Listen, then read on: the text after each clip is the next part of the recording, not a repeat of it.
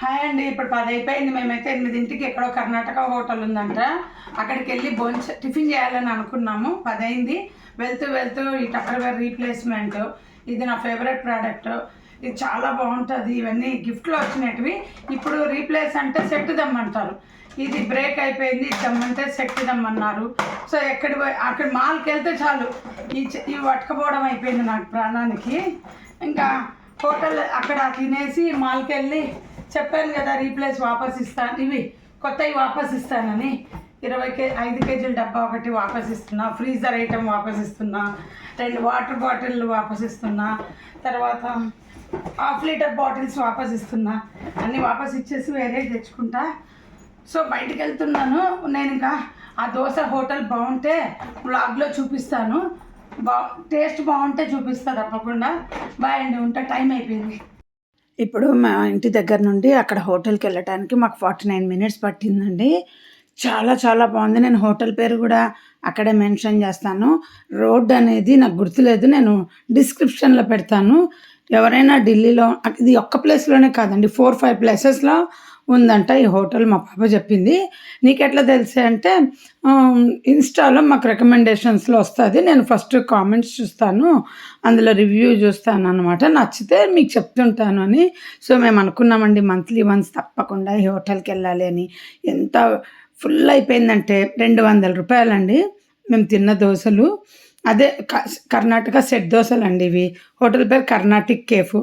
ఏంటంటే కర్ణాటకలో జయనగర్లో తినేవాళ్ళము వెన్న దోశ అని. కేవలం ఆ వెన్న దోశ కానీ పోయినాము. ఎంత ఇంట్లో చేసుకున్నా కానీ దోశలో మాత్రం హోటల్కే 100% మార్క్స్ ఇస్తాను నేను. ఆ టేస్ట్ వాళ్ళ చేతిలో మహత్యమేమో. ఇది చూడండి, టెంకాయ చిప్పలో సోంపు పెట్టారు. వెళ్ళేసరికి నవ్వొచ్చింది. అది ఏంటి అసహ్యంగా ఉంది, మాకైతే నచ్చలేదు ఇది. ఎందుకంటే ఒక్కోసారి ఆ చెక్క బాగుండదు కదా, ఫంగస్ లాగా వచ్చి ఉంటుంది. ఏం చేసినా ఇప్పుడు స్టైల్. మా పిల్ల చెప్తుంది, వెనకాల కూర్చున్న 2 టేబుల్ వాళ్ళు నన్ను చూసి నవ్వుకుంటుందంట. ఏమంటే వైఫ్ హస్బెండ్కి చెప్తుందంట, చూడండి తనని అని. వాళ్ళు చూస్తే చూడండి ఎంత టేస్టీగా ఉందో చూడండి. Green chutney, white chutney, sambar. నాకు సాంబార్ నచ్చదండి, మా పిల్లకి నచ్చుతుంది. సింపుల్గా ఉంది. గ్రీన్ చట్నీ కంటే కూడా మాకు వైట్ అండ్ రెడ్ చట్నీ బాగుంది. ఇంక ఎక్స్ట్రా అడిగిపించుకున్నాం. ఇంకా కొన్ని ప్రైజెస్ అన్నీ కూడా షార్ట్ వీడియోలో పెడతాను, అందులో గమనించండి.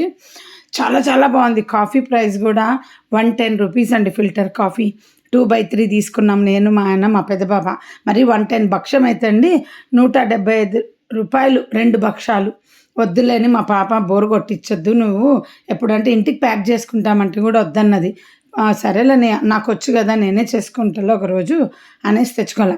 టిఫిన్ తినొచ్చు కానీ 200 అదే 2 దోశలు 200, కానీ స్వీటు 200 పెట్టి కొనాలంటే నచ్చలేదు. ఎందుకంటే నాకు వచ్చు కదా బొబ్బట్టు చేసుకోవడం, అందుకు నచ్చలే.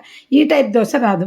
ఆ వెనకాల బెంచి వాళ్ళకి చెప్తున్నా కదా, వాళ్ళ భార్యకు భార్య హస్బెండ్కి చెప్తుందంట ఆమెను చూడని. వాళ్ళు చూసి బాగుంది అంటున్నారంట. ఏంటంటే నా చీర ఈఫిల్ టవర్ ఉందంట, అట్లా ఎవరు వేసుకోరమ్మంటే ఇదేమన్నా నేను ప్రింట్ చేసుకున్నానా. బెంగళూరు నుండి వచ్చినప్పుడు నా ఫ్రెండ్ దగ్గర కొన్నానండి. అది 1900 రూపీస్ ఆ శారీ. దాన్ని ఇక్కత్ శారీనా అనేది, లెనిన్ శారీ. చూడండి, కాఫీ చూసారుగా, ఇదేనండి. ఆ రోడ్డు పేరు ఏదో నాకు గుర్తులేదు. సరే, టైటిల్లో పిల్లల్ని అడిగి పెట్టేస్తా. తర్వాత రిటర్న్లో వచ్చేటప్పుడు ఇంకా మేమైతే తినలేదండి. రిలయన్స్ మార్ట్కి వెళ్ళేసి అక్కడే టప్పర్వేర్ అన్నీ రిటర్న్ ఇచ్చేసి ఎక్స్చేంజ్ చేసుకున్నానండి. రిటర్న్ ఇచ్చి మళ్ళీ 2000, నాకు 1700 ఎక్కువ పడింది రిటర్న్ ఇచ్చాక. ఎక్స్చేంజ్ చేసుకున్న ప్రోడక్ట్కి మొత్తము. అసలు ఆవిడ దగ్గర బిజినెస్ చేస్తానని నేను అన్ని 50% ప్రోడక్ట్స్ తెచ్చుకున్నాను. ఎందుకంటే సేల్ అవుతాయి లేదా నేను పెట్టుకోవచ్చని. సరే, వాటర్ బాటిల్ నాకేం సేల్ కాలేదు కదా, కొన్ని అమ్మినాను అంతే. 1500 సామాన్ అమ్మినాను. అందుకనేసి ఇంక అన్ని బాటిల్స్ మా పిల్లలు కూడా వాపస్ ఇచ్చాను. ఇది నెహ్రూ ఇండోరియం స్టేడియం అండి, ఇక్కడే నియర్ బై వస్తుందంట మా ఆయన చెప్పాడు. ఏంటంటే ఇక్కడ మా పాప ఫ్యాషన్ డిజైనింగ్ వచ్చిన కొత్తలో 5 ఏళ్ళ క్రిందట ఫస్ట్ ఇయర్ ఫ్యాషన్ డిజైనింగ్ కాంపిటీషన్స్కు అక్కడ పోయినాము. మా పాప గ్రూప్ విన్ అయింది.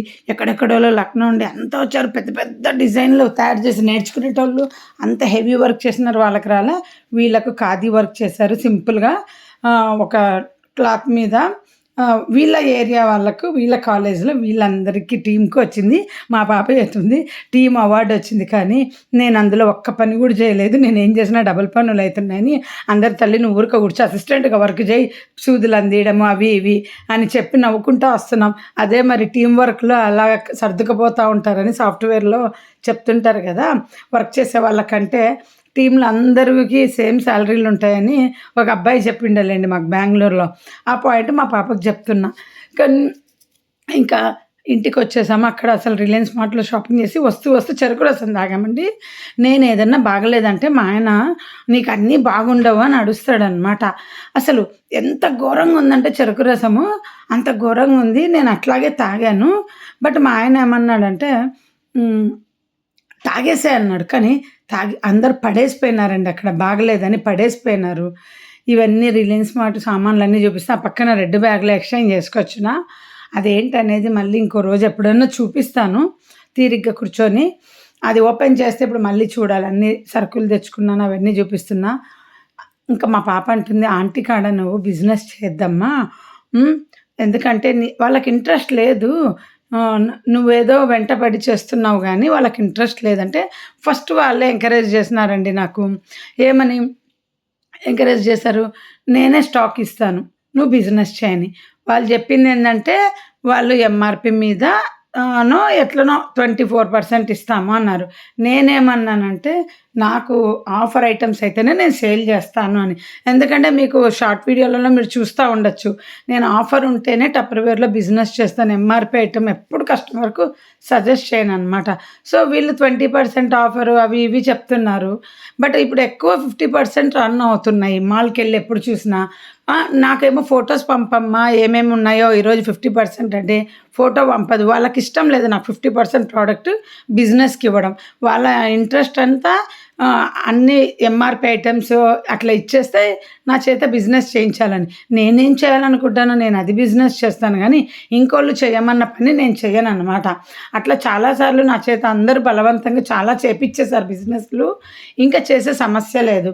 అందుకని జరగకపోయినా పర్వాలేదు. అందుకే సేఫ్ సైడ్‌గా నేను మొత్తం 13,000 క్యాష్ ఇన్వెస్ట్ చేశానండి ఆ రోజు వాళ్ళ దగ్గర. ఇంక తప్పనిసరిగా ఎక్స్‌చేంజ్‌లో తెచ్చుకోవాల్సొచ్చింది. పెట్టేసుకున్న అల్మార్‌లో అన్నీ గూడా ఫ్రీజర్ ఐటెమ్స్ ఆఫర్ ఉండేటివి. వాటర్ బాటిల్స్ 1 లీటర్‌వి ఎక్కువ ఫ్రీజర్ ఐటెమ్స్ స్టోర్ చేసేసుకున్నాను. ఇంకా రైస్ కీపర్‌లు గూడా ఒకటి రిటర్న్ ఇచ్చాననమాట. తీసుకోనంటది బిల్ అయిందని. ఆ రోజు ఇచ్చేటప్పుడు ఏమన్నది, "నేను తప్పకుండా తీసుకుంటా, ఎక్స్‌చేంజ్ చేసుకుంటా" అన్నది. నేను కేవలం అండి బిజినెస్ ఎందుకు చేయాలనుకున్నానంటే, నా రీప్లేస్‌మెంట్‌కి నాకు కొంచెం గ్రిప్ కావాలి. అస్తమానము రీప్లేస్‌మెంట్ ఇబ్బంది పడుతున్నా. వేలకు వేలు నా సామానున్నాయి. రీప్లేస్‌మెంట్ చాలా సఫర్ అవుతున్నా. వీళ్ళకి కొంచెం హెల్ప్ చేస్తే బిజినెస్ రూపంలో నేనన్నా నాకేం కమిషన్ ఇయ్యద్దు. మీరెలా అమ్మమంటే అలా అమ్ముతాను. బట్ నాకేదైనా గిఫ్ట్ ఇవ్వండి అన్నా. పోయినప్పుడు గూడా ఇస్తాను, నీకు పంపిస్తానని మాటిచ్చారు గానీ, ఫోటోస్ పంపించలేదనమాట. బాయ్. See you.